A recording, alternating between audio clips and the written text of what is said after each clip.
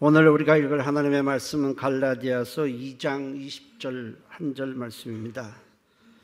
함께 큰 소리로 읽도록 하겠습니다. 내가 그리스도와 함께 십자가에 못 박혔나니 그런즉 이제는 내가 사는 것이 아니요 오직 내 안에서 그리스도께서 사시는 것이라. 이제 내가 육체 가운데 사는 것은 나를 사랑하사 나를 위하여 자기 자신을 버리신 하나님의 아들을 믿는 믿음 안에서 사는 것이라. 아멘. 자, 오늘은 고난주간으로 우리가 지키게 됩니다. 특별히 십자가의 고난. 우리가 십자가가 없다면 이 자리에 있을 사람은 사실 한 사람도 없습니다. 사랑과의 친분 때문에 여기 있는 것도 아니고 오직 십자가 때문에 우리가 이렇게 나와서 찬양도 하고 말씀도 듣고 하나님을 예배하고 있는 것입니다. 특별히 고난주간을 맞이해서 십자가의 은혜가 우리 마음에 새겨지기를 원하고 믿음이 되기를 소망합니다. 오늘 말씀의 제목은 십자가에 못 박힌 나입니다. 십자가와 뗄래야 뗄 수 없는 자가 그리스도인이고 십자가와 전혀 무관한 자가 비그리스도인입니다. 나를 구원하는 십자가요. 또 십자가를 사랑하고 십자가 없이는 살 수 없다고 고백하는 자가 성도이고 십자가와 나는 아무 관계가 없다고 여기는 자가 불신자입니다. 우리가 예수님의 십자가를 반드시 알아야 하는 이유는 그 십자가가 전적으로 나를 위한 것이기 때문에 그렇습니다. 하나님이신 예수님이 사람의 몸을 입고 세상에 온 것은 우리를 위해 십자가를 지시기 위함입니다. 예수님의 공생애는 3년 반인데 이제 공생애가 거의 끝나갈 시점에 곧 메시아의 사역이 끝나갈 시점에 주님은 제자들에게 내가 이제 예루살렘에 올라갈 터인데 예루살렘에 올라가면 종교 지도자들에게 끌려가 십자가에서 죽임을 당할 것이지만은 제3일에 살아날 것이라 말씀을 하셨습니다. 마태복음 16장 21절에 이때로부터 예수 그리스도께서 자기가 예루살렘에 올라가 장로들과 대제사장들과 서기관들에게 많은 고난을 받고 죽임을 당하고 제3일에 살아나야 할 것을 제자들에게 비로소 나타내시니 했습니다. 예수님이 죽으시기만 하고 다시 살아나지 않으신다면 사실 예수님이 죽음과 우리 죽음은 다를 것이 없습니다. 사람이 죽는 형태는 다양해요.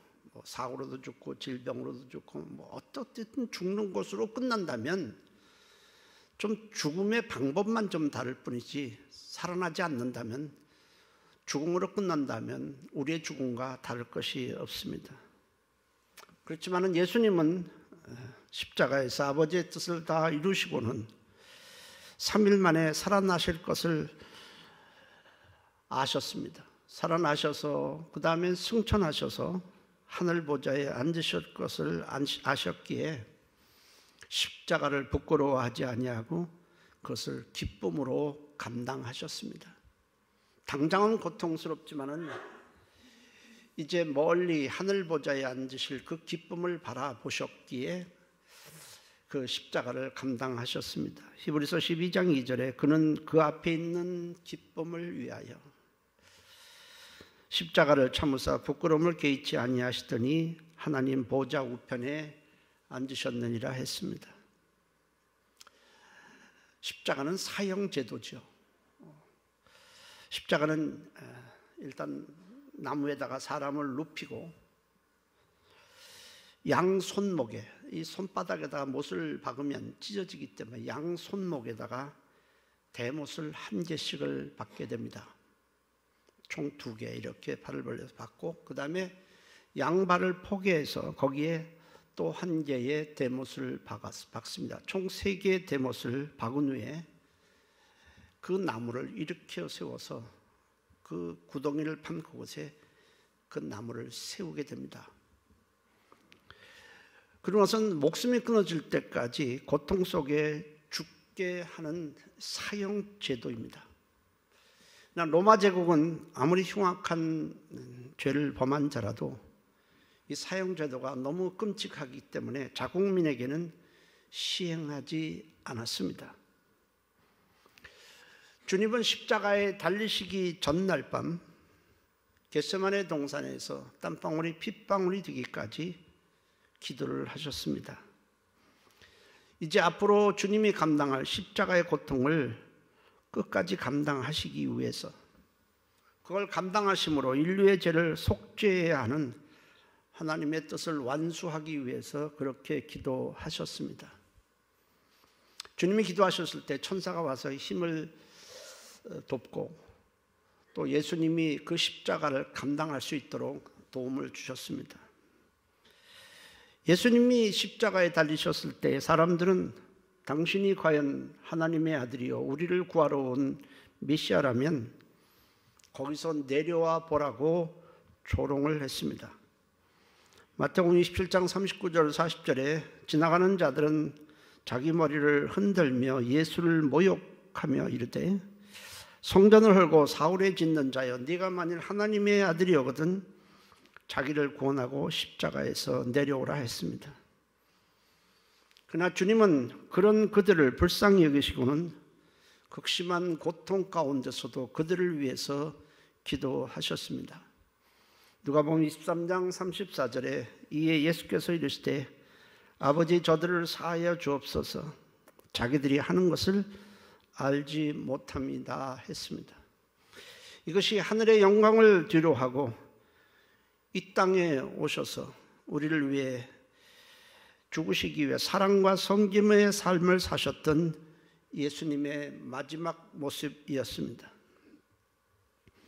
머리에는 가시관 때문에 피가 얼굴로 흘러내렸고 타는 목마름에 입천장은 달라붙었지만은 주님은 운명하시기 직전 큰 소리로 다 이루었다 이렇게 외치시면서 운명하셨습니다. 다 이루었다 이 장엄하고 짧은 외침 속에는 많은 내용이 함축되어 있습니다. 다 이루었다 이 외침은 아버지를 향해서는 아버지께서 나를 세상에 보내신 뜻을 하나도 빼놓지 않고 모두 다 이루었으니 기뻐하십시오라는 뜻입니다. 이 아버지를 향해서 다 이루었습니다. 아버지를 향해서 다 아버지의 뜻을 이루었다는 그런 외침이었습니다. 자신을 향해서는 온갖 유혹과 수치와 조롱과 박해를 다 이겨내고 아버지의 뜻을 성취하고 메시아에 대한 수많은 선지자들의 구약의 예언을 완성했다는 자족감의 표현이었습니다. 세상 임금인 사단을 향해서는 예수님의 구속 사역을 방해하기 위해 온갖 공작을 폈지만은 그러나 메시아의 사역을 완성했다는 꾸짖음이었습니다. 그리고 우리를 향해서는 우리의 모든 죄를 속죄하셨다는 위대한 선언이었습니다. 예수님께서 큰 소리로 다 이루었다 하시며 운명하실 때에 예루살렘 성전 안에 하나님의 임재를 가리키는 지성소라는 것이 있습니다. 그런데 그 지성소 앞에는 두꺼운 휘장이 드리워져 있었습니다. 때문에 그 안에는 아무도 들어갈 수가 없었습니다. 그 휘장은 하나님과 우리 사이를 가로막는 거대한 죄담을 상징했습니다. 그런데 예수님이 운명하실 때 그 두꺼운 휘장이 위에서부터 아래로 찢어져서 둘로 나뉘어졌습니다. 마태복음 27장 50절 51절에 예수께서 다시 크게 소리 지르시고 영원히 떠나시니라. 이에 성소 휘장이 위로부터 아래까지 찢어서 둘이 되고 했습니다.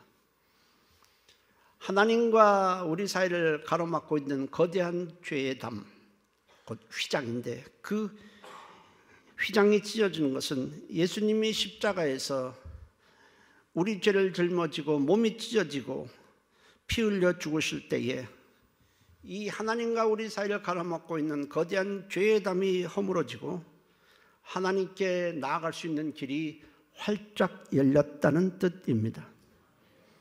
그러므로 누구든지 예수님이 흘리신 십자가의 속죄 피에, 예수님의 십자가의 공로를 힘입기만 하면 누구든지 하나님 앞에 나아갈 수 있는 길이 열린 것입니다. 히브리서 10장 19절 20절에 그러므로 형제들아 우리가 예수의 피를 힘입어 성소에 들어갈 담력을 얻었나니 그 길은 우리를 위하여 휘장 가운데서 열어놓으신 새로운 살 길이요 휘장은 그의 육체니라 했습니다. 그의 육체가 찢어질 때에 그 휘장이 찢어지고 하나님과 우리 사이를 가로막고 있는 죄의 담이 허물어진 것입니다. 주님은 우리를 너무나 사랑해서 자신의 목숨을 십자가에 다 내놓으셨습니다.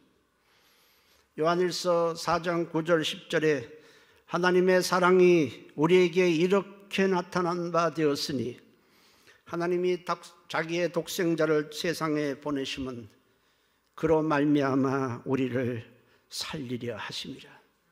사랑은 여기 있으니 우리가 하나님을 사랑한 것이 아니요 하나님이 우리를 사랑하사 우리 죄를 속하기 위하여 화목제물로 그 아들을 보내셨습니다 했습니다. 우리는 십자가를 통해서 우리를 향한 사랑이 어떤 것인가를 알았습니다. 사랑이 얼마나 진한지, 그 사랑이 얼마나 큰 것인지를 우리는 십자가를 통해서 비로소 알게 되었습니다. 우리는 죄 없으신 하나님의 아들이 십자가에서 우리의 죄를 대속해서 피 흘려 죽으시지 않으면 우리 모두는 심판을 받아 멸망할 수밖에 없는 죄인에 불과합니다. 그 이상 아무것도 아닙니다. 우리는 다 멸망할 자였습니다. 죄의 심판으로 멸망할 자에 불과했습니다. 그런 우리를 하나님은 살리기 위해서 아들을 십자가에 내주셨습니다. 세상은 십자가를 통한 이 구원을 미련하게 여기지만은 십자가는 우리를 구원하는 하나님의 사랑이요 하나님의 능력이요 하나님의 지혜입니다. 고린도전서 1장 18절에 십자가의 도, 십자가의 길이 멸망하는 자들에게는 미련한 것이요 미련하게 보이지만은 구원을 받는 우리에게는 하나님의 능력이라고 했습니다.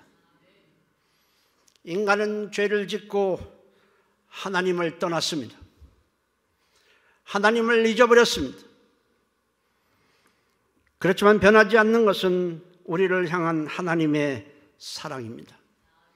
우리는 하나님도 잊어버리고 하나님의 계심도 잊어버렸고 하나님의 사랑도 다 잊어버렸지만 하나님은 우리를 잊으신 적이 없습니다. 성경은 우리를 향한 하나님의 사랑을 자식에 대한, 젖먹는 자식에 대한 어머니의 사랑에 비유하고 있습니다. 이사야 49장 15절에 여인이 어찌 그 젖먹는 자식을 잊겠으며 자기 태에서 난 아들을 긍휼히 여기지 않겠느냐. 그들은 혹시 잊을지라도 나는 너를 잊지 아니할 것이라 했습니다. 인간은 오랫동안 하나님을 완전히 잊고 살았습니다. 한순간도 우리는 하나님을 생각한 적이 없습니다. 그렇지만 하나님은 하나님을 한순간도 우리를 잊으신 적도 없고 한순간도 우리를 생각하지 않은 적이 없었습니다. 그 사랑 때문에 하나님은 그 아들을 이 땅에 보내셨습니다. 성경은 예수님이 채찍에 맞으시고 상하시고 창에 찔려 피 흘려 죽으신 이유가 전적으로 우리 때문이라고 말씀을 하고 있습니다. 우리가 늘 교회에서 듣는 말씀이죠. 이사야 53장 5절에서 6절 말씀이지만은 오늘은 우리가 함께 읽도록 하겠습니다. 같이 읽습니다. 그가 찔림은 우리의 허물 때문이요 그가 상함은 우리의 죄악 때문이라. 그가 징계를 받음으로 우리는 평화를 누리고 그가 채찍에 맞음으로 우리는 나음을 입었도다. 우린 다 양 같아서 그릇 행하여 각기 제 길로 갔거늘 여호와께서는 우리 모두의 죄악을 그에게 담당시키셨도다. 아멘. 내가 찔려야 할 그 자리에, 내가 죄 때문에 찔려야 할 그 자리에 예수님이 오셔서 대신 찔리셨습니다. 내가 채찍에 맞아야 할 그 자리에 예수님이 오셔서 나 대신 채찍에 맞으셨습니다. 내가 상하고 내가 징계를 받아야 할 그 자리에 예수님이 오셔서 나 대신 상하시고 징계를 받으셨습니다.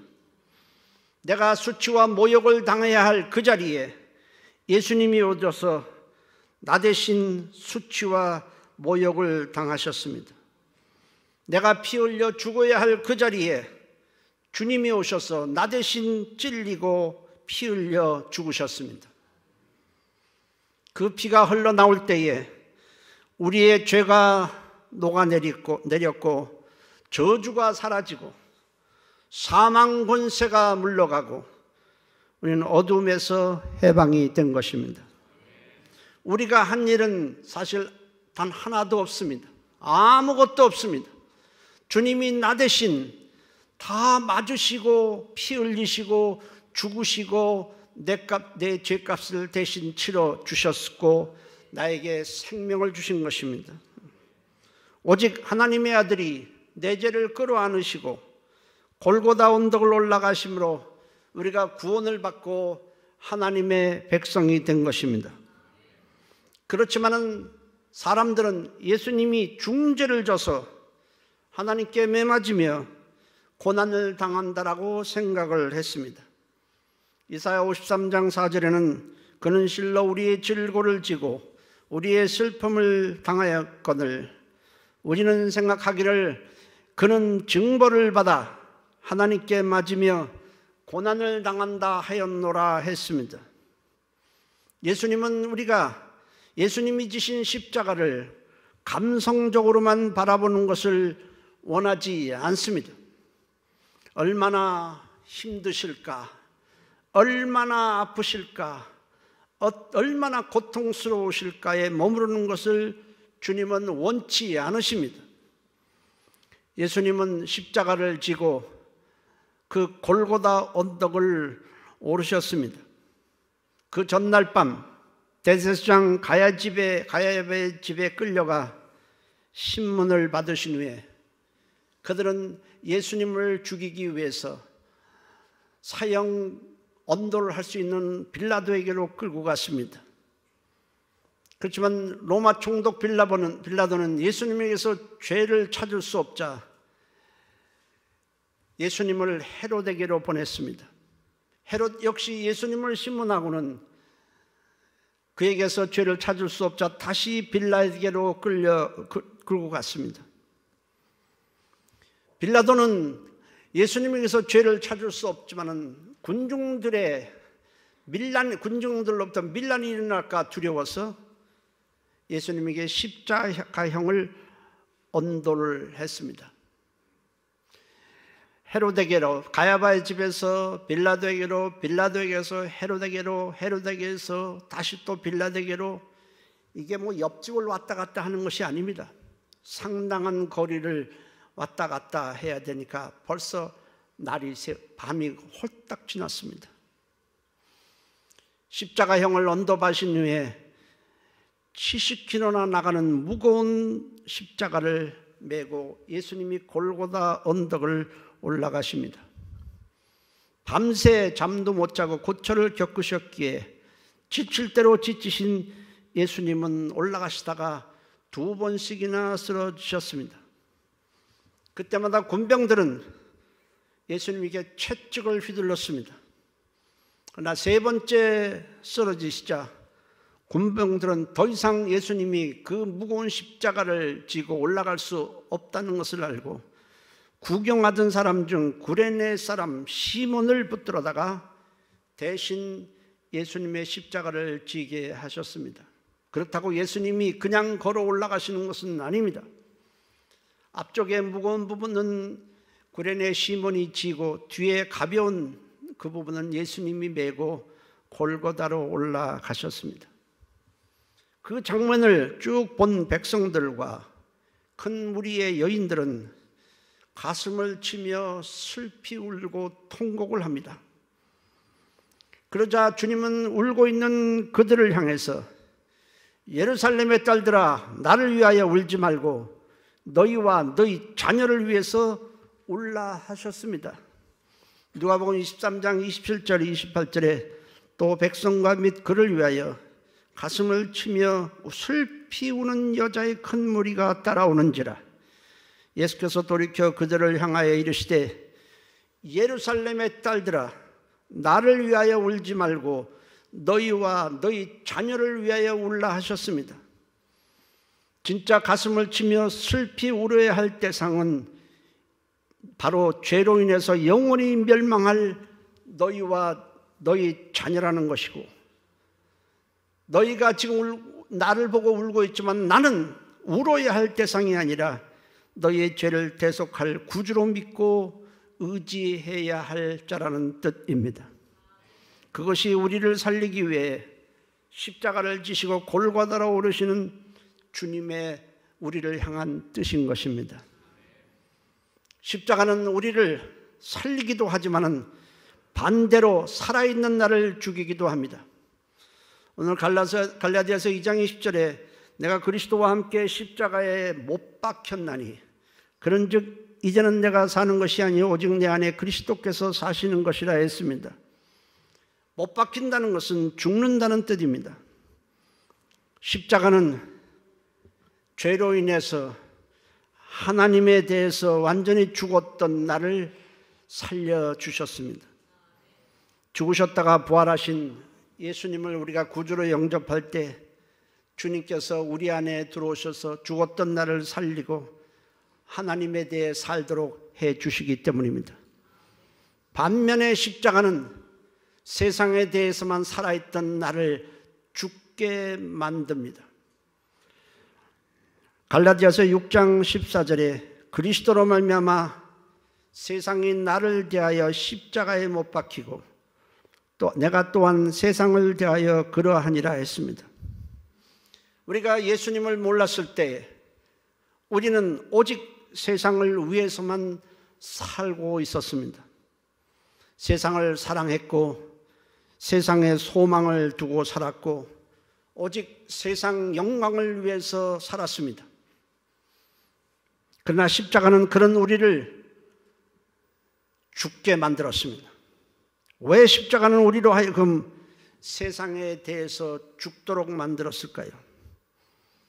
그것은 세상에 보이는 것들은 얼뜻 보면 화려하게 보이고 우리를 성공시킬 줄 것처럼 보이지만은 실상은 세상에 있는 모든 것들은 죄의 산물이요 인간이 욕망이 만들어낸 것에 불과합니다.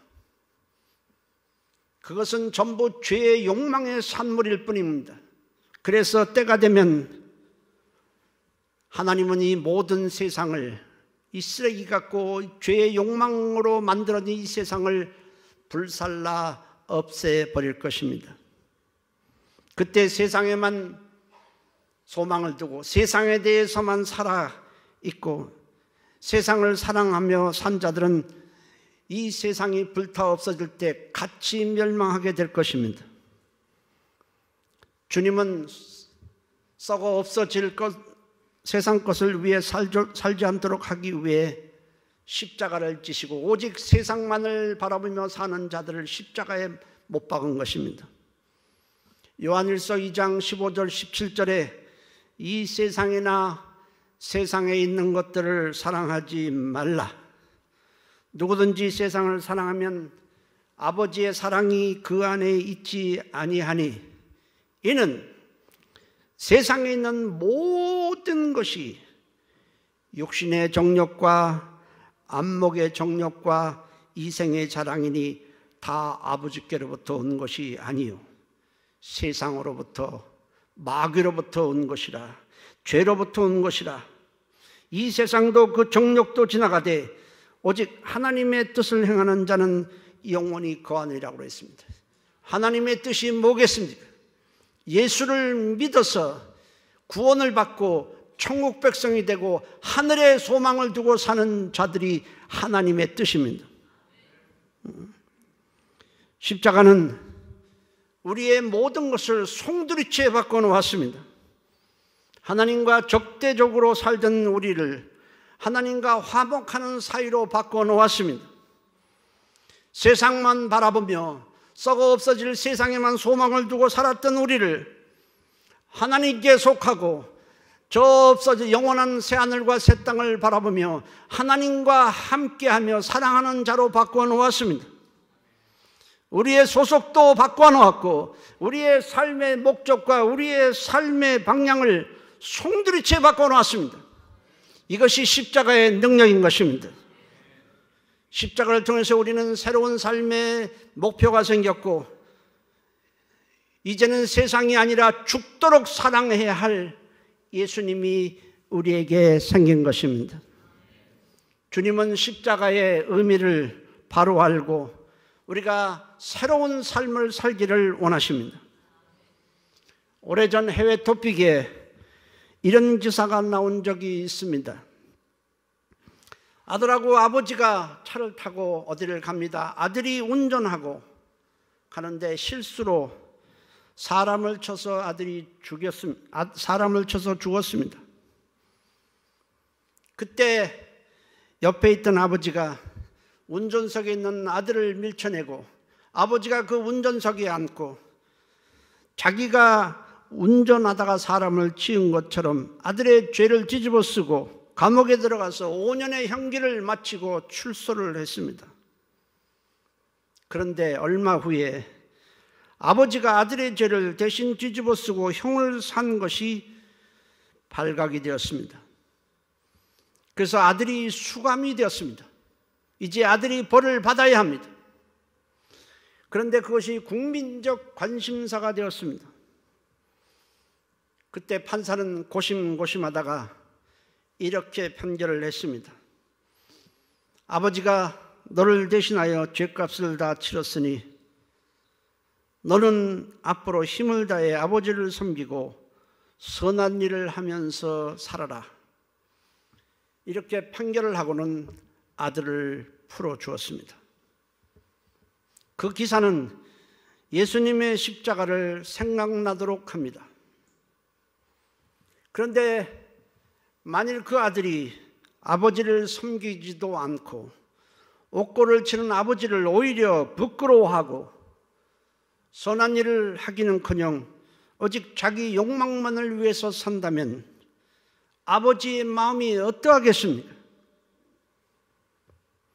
나를 멸망에서 건지고 사망에서 생명을 주기 위해 십자가에서 우리가 받을 죄값을 대신 치르시는 예수님이 우리에게 바라시는 것이 무엇이겠습니까? 성경은 우리에게 바라시는 것에 대해서 이렇게 말씀을 합니다. 고린도후서 5장 15절에 그가 모든 사람을 대신하여 죽으심은 살아있는 자들로 하여금 다시는 그들 자신을 위하여 살지 않고 오직 그들을 대신하여 죽었다가 다시 살아나신 이를 위하여 살게 하려 함이라.